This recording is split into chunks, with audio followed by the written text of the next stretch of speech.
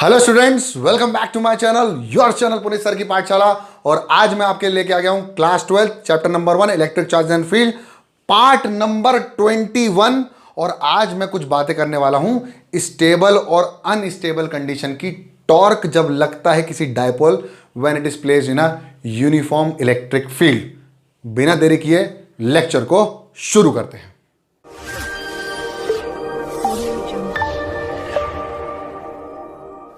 तो अब तक के पार्ट्स आप लोगों ने आई होप देख लिए होंगे। जिसने नहीं देखे हैं, इसके पहले वाला जिसमें मैंने पूरा डेरिवेशन करवाया है, आई बटन यहां पर दिख रहा है आपको, आई बटन पे क्लिक कर लो, पहले वो वाला वीडियो देख के आ जाओ। उस लेक्चर को अटेंड करने के बाद इस लेक्चर को अटेंड कर सकते हैं। तो अब तक जो मैंने बात करी थी, मैं थोड़ा सा तेज इसलिए जल्दी जल्दी बोल रहा हूं ताकि आपको पूरी क्लियरिटी हो जाएगी इस वीडियो को देखने के बाद। तो अब तक की हमने बात हम लोगों ने कर ली थी कि भैया जो टॉर्क होता है वो टॉर्क होता है पी ई साइन थीटा। मेरे प्यारे बच्चों, मैंने आपको ये डेरिवेशन पहले ही करवा दिया है कि एक यूनिफॉर्म इलेक्ट्रिक फील्ड के अंदर, अगर कोई डायपोल मतलब माइनस क्यू और प्लस क्यू के चार्ज वाला एक सिस्टम जो कि बहुत छोटे डिस्टेंस में बैठा है, वो अगर बैठा हुआ है एक यूनिफॉर्म इलेक्ट्रिक फील्ड जिसमें इलेक्ट्रिक डायपोल मोमेंट P के और E के बीच का एंगल थीटा है। मैं सारी बातें बता चुका हूं, जिसने डायपोल वाला लेक्चर नहीं देखा है आई बटन पे आपको मिल जाएगा। तो ये जो होगा वो टॉर्क महसूस करता था इतना। अब आपको टॉर्क की यूनिट पता होना चाहिए। तो जो टॉर्क की यूनिट होती है वो यूनिट होती है न्यूटन मीटर। कितनी होती है? Newton metre. अब जिसको नहीं समझ में आ रहा कोई बात नहीं, torque is equal to P का होता है charge into 2L into electric field, और इलेक्ट्रिक फील्ड होता है force per unit charge. Q से Q cancel, F into 2L। F होता है न्यूटन, L होता है मीटर, यानी टॉर्क की यूनिट न्यूटन मीटर। जिसको नहीं आती वो निकालना भी सीख ले, कोई दिक्कत वाली बात वैसे भी हमारे सामने नहीं आ रही है। बहुत बढ़िया। अब क्या है कि यहां पर एक फोर्स लगा, उस फोर्स की वैल्यू Q इंटू ई हुई, इस वाले फोर्स की वैल्यू Q इंटू ई हुई। ये सारा डेरिवेशन लेकर मैं torque is equal to P E sine theta पर आ चुका था। अब क्या है कि हम बात करेंगे मिनिमम टॉर्क की, हम बात करेंगे मिनिमम टॉर्क की और बात करेंगे मैक्सिमम टॉर्क की। सबसे पहले मैं बात करूंगा मिनिमम टॉर्क की। अगर बात करें मिनिमम टॉर्क की तो टॉर्क की वैल्यू होती है पी ई साइन थीटा। और आपको यह भी पता है कि जो टॉर्क की वैल्यू होती है वो P क्रॉस E होती है in terms of direction. Torque का यूनिट आपको पता चली गया, न्यूटन मीटर। अगर टॉर्क की बात करें तो टॉर्क होता है पी ई साइन थीटा, और साइन थीटा की मिनिमम वैल्यू 0 होती है। और 0 कब होती है? साइन 0 पर। Sine theta is equal to sine 0, और 0 साइन से साइन कैंसिल, यानी थीटा इक्वल टू 0 डिग्री। अगर मैं कह दूं कि टॉर्क की मिनिमम वैल्यू जब 0 डिग्री होगा, साइन का एंगल यानी theta is equal to 0 degree होगा, तो मेरे प्यारे दुलारे बच्चों जो टॉर्क की वैल्यू होगी वो मिनिमम होगी। एक चीज और सुन सकते हो आप कि साइन की वैल्यू 180 पर भी 0 होती है।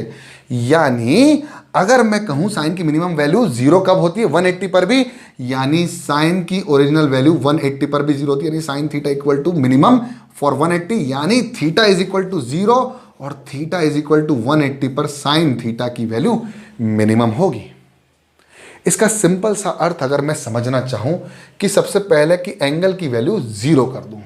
जब एंगल 0 तो टॉर्क पूरा का पूरा माहौल 0 और इसकी वैल्यू मिनिमम 0 होगी। अच्छा, यानी अगर ये देखा जाए कि ये एक प्रकार से एक यूनिफॉर्म इलेक्ट्रिक फील्ड है और यहां पर बैठा हुआ है एक डायपोल जिसमें प्लस माइनस दोनों चार्ज हैं, माइनस क्यू प्लस क्यू, और डायपोल का डायरेक्शन, इलेक्ट्रिक डायपोल मोमेंट का डायरेक्शन है ये, और इलेक्ट्रिक फील्ड का भी डायरेक्शन ये है। यानी when the angle between electric field and electric dipole moment is 0, तो हमारे पास टॉर्क की वैल्यू होगी 0।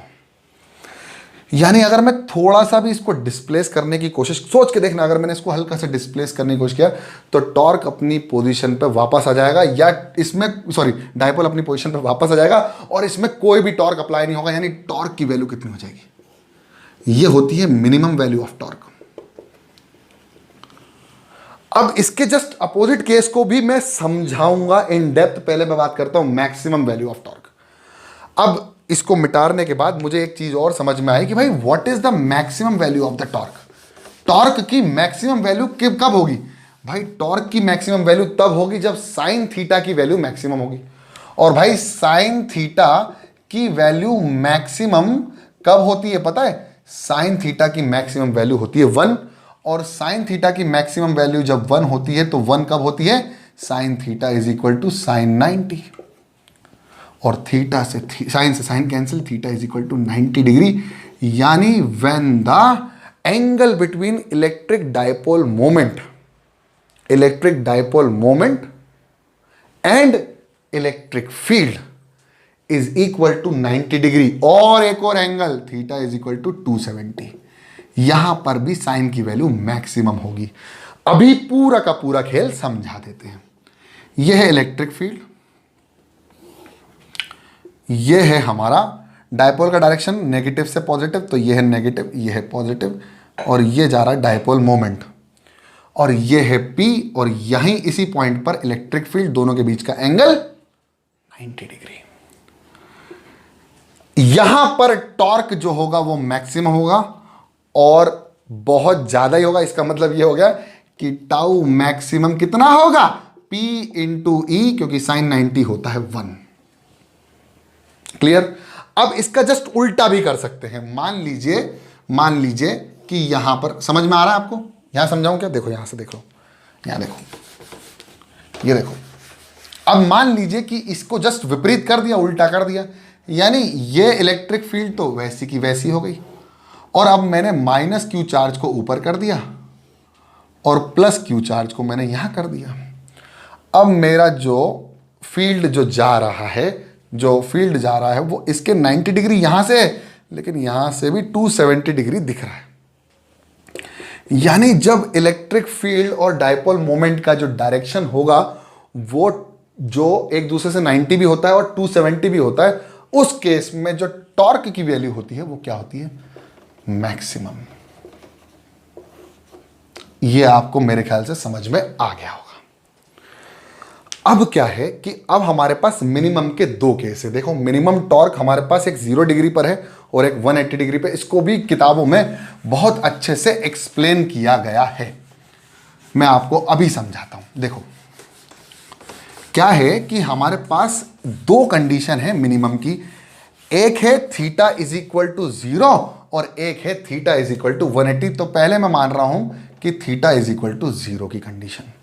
देखो आप, ये वही इलेक्ट्रिक फील्ड, प्यारी मोहब्बत सी इलेक्ट्रिक फील्ड, और यहां पर हमारा डायपोल रखा हुआ है, ये माइनस क्यू चार्ज है, ये प्लस क्यू चार्ज है, ये सेंटर ऑफ द डायपोल है। इलेक्ट्रिक फील्ड का डायरेक्शन और इलेक्ट्रिक डायपोल मोमेंट का डायरेक्शन, दोनों का डायरेक्शन सेम, यानी theta is equal to 0 degree. अब मान लो मैंने इसको यहां से हल्का सा डिस्प्लेस करवाया, तो मान लो अगर मैंने यहां से इसको ऐसे डिस्प्लेस करवा दिया तो यहां एक फोर्स, यहां एक फोर्स, इसको बोलेगा वापस के पोजीशन पे आ जाओ। जब डायपोल को मजबूर किया होता है अपनी पोजीशन में, हल्का सा भी डिस्प्लेसमेंट से अपनी पोजीशन को वो हिलने से मना कर देता है। इस कंडीशन को बोलते हैं स्टेबल कंडीशन। और ये कैसी कंडीशन है? स्टेबल इक्विलिब्रियम की कंडीशन है। कैसी है? इक्विलिब्रियम की। इसको बोलते हैं इक्विलिब्रियम। मतलब यहां पर डायपोल इक्विलिब्रियम में तो होता है। क्यों भैया? यहां पर एक फोर्स लगेगा, यहां पर एक फोर्स लगेगा, दोनों एक दूसरे पर ऐसे फोर्स लगाएंगे और खींचेंगे। डायपोल क्या होगा? खिंचाएगा, यानी घूमेगा नहीं, और नेट फोर्स भी 0, ना ही घूम पाएगा ना ही लेटरल डिस्प्लेसमेंट कर पाएगा। नेट फोर्स तो हमेशा 0 होती है, यानी इलेक्ट्रिक फील्ड में या तो घूमेगा ही, अगर इलेक्ट्रिक फील्ड यूनिफॉर्म है तो। लेकिन महाराज अगर नॉन यूनिफॉर्म इलेक्ट्रिक फील्ड आ गई तो ये डायपोल घूमेगा भी और आगे और पीछे की तरफ आगे और पीछे लेटरल डिस्प्लेसमेंट दिखाएगा, लेकिन हमारे कोर्स में यूनिफॉर्म इलेक्ट्रिक फील्ड के अंदर ही है। तो इस कंडीशन को बोलते हैं स्टेबल इक्विलिब्रियम। यार स्टेबल इक्विलिब्रियम का मतलब होता है कि इसके पास जो पोटेंशियल एनर्जी है ना, जो पोटेंशियल एनर्जी है इसके पास, आगे वाले चैप्टर्स में आपको समझ में आएगा जब मैं आपको कैपेसिटेंस वगैरह पढ़ाऊंगा कि पोटेंशियल एनर्जी क्या होता है। पोटेंशियल एनर्जी जब जीरो होती है, इसको ऐसे समझो कि आप छत पे खड़े हो और छत पे बिल्कुल कॉर्नर पे आप वो जो रेक होती है उसके ऊपर खड़े हो गए, तो आप अपने आप को कैसा मानते हो? अनस्टेबल। क्यों? क्योंकि आप छत पे हो, तीसरी चौथी मंजिल पर हो और आपके पास पोटेंशियल एनर्जी होती है m/g/h, तो आपका बैलेंस जो है वो गड़बड़ाता है। लेकिन यहां इसके पास पोटेंशियल एनर्जी जीरो, सिंपल सी बात है, आप खड़े हो ग्राउंड पे, तो जब आप ग्राउंड पे चलते हो तो आपको बिल्कुल डर नहीं लगता चलने में। वहीं आप नॉर्मल चलने की कोशिश करो, आपको डर लगेगा और हो सकता है आपको इधर से उधर पोटेंशियल महसूस भी हो। यानी जब पोटेंशियल एनर्जी की वैल्यू जीरो होगी तो हमारा जो डायपोल होगा वो इक्विलिब्रियम में तो होगा, लेकिन कैसे? स्टेबल इक्विलिब्रियम में। या फिर इसका एक बहुत खूबसूरत सा डायग्राम किताबें बनाती हैं कि ये गोला है और इस गोले के अंदर एक और गोला है।